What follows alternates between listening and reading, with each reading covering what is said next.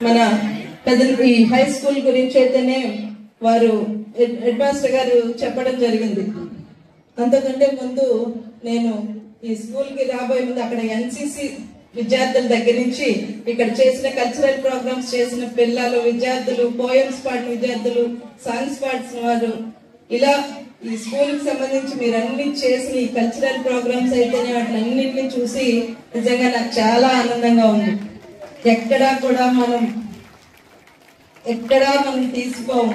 మనం మారుమూల పల్లెటూరులో చదువుకుంటున్నామని ఎవరైనా మన వైపు చిన్న చూపు చూడటానికి వీల్లేదు అన్నట్టుగా మీరందరూ కూడా ఈరోజు ఇంత చక్కటి కార్యక్రమాన్ని ఏర్పాటు చేశారు. నిజంగా వారందరికీ కూడా వారిని ట్రైన్ చేసిన ఆ ఉపాధ్యాయులకు కూడా ఈ సందర్భంగా నేను ప్రత్యేకంగా అభినందనలు తెలియజేసుకుంటున్నాను. ముందు కూడా మీరు ఇక్కడి నుంచి మండల స్థాయి నుంచి జిల్లా స్థాయికి, జిల్లా స్థాయి నుంచి రాష్ట్ర స్థాయికి వెళ్ళి మీ అందరి ప్రతిభల్ని అక్కడ నిరూపించుకోవాలని మనస్ఫూర్తిగా కోరుకుంటూ, విద్యార్థులందరికీ అదేవిధంగా తల్లిదండ్రులకు కూడా నేను ఒక చిన్న విషయం చెప్పాలి.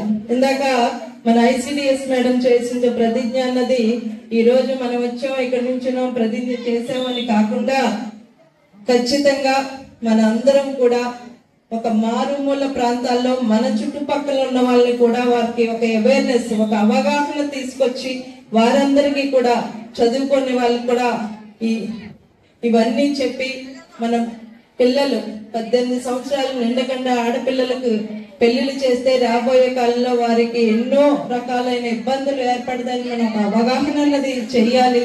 అదేవిధంగా ఇంకొక విషయం, ఈ గాంజాయి డ్రగ్స్, దీని గురించి నేను ఇక్కడ ఎందుకు ఈ సందర్భంగా చెప్పదలుచుకున్నానంటే, గత ప్రభుత్వంలో గత 5 సంవత్సరాల్లో మనకి మారుమూల ప్రాంతాలకు కూడా వచ్చి చాలా సులువుగా విద్యార్థులను మభ్యపెట్టి ఈ గాంజాయి అలవాటు చేయడానికి చాలా అవకాశాలు జరిగినాయి. మనకి ఎవరికి ఎక్కడో కాశ్మీర్లోనో, లోయల్లోనో, కొండల్లోనో, మారుమూల ఎక్కడో కొండ ప్రాంతాల్లో ఎన్నో అని మనం చదువుకున్నాం.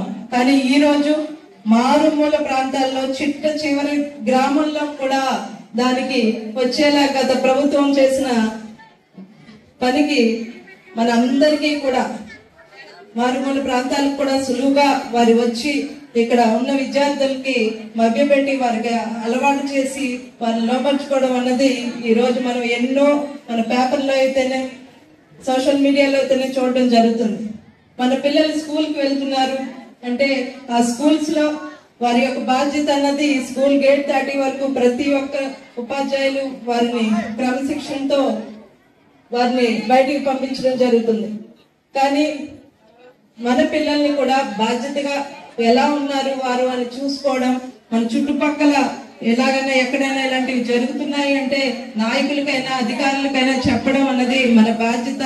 ఈ సందర్భంగా మీ అందరికీ కూడా దీని గురించి ఒక అవగాహన కల్పిస్తూ, ఎక్కడైనా మన చుట్టుపక్కల ఇటువంటి కార్యక్రమాలు జరుగుతున్నప్పుడు మన నాయకులకు కానీ లేదంటే అధికారులకు కానీ ఒక చిన్న ఫోన్ కాల్ ద్వారా చెప్పినా కూడా అక్కడ మేము దానికి తగిన చర్యలు తీసుకోవడానికి ముందుంటామని మీ అందరికీ తెలియజేసుకుంటూ, ఇకపోతే ఇందాక హెడ్ మాస్టర్ గారు చెప్పినట్టు ఎప్పుడైనా ప్రైవేట్ స్కూల్స్ లోనే ఈ సెక్యూరిటీ అన్నది ఉండేది. వారు గేట్ దాటి బయటకు వెళ్ళాలన్నా ఆ స్కూల్స్ లో వారు ఒక పేరెంట్స్ దగ్గర నుంచి లెటర్ కానీ లేదంటే ఒక ఫోన్ కాల్ కానీ వస్తే పంపించేవారు. కానీ ఇందాక హెడ్ మాస్టర్ గారు చెప్పింది విన్నప్పుడు నాకు చాలా సంతోషం అనిపించింది.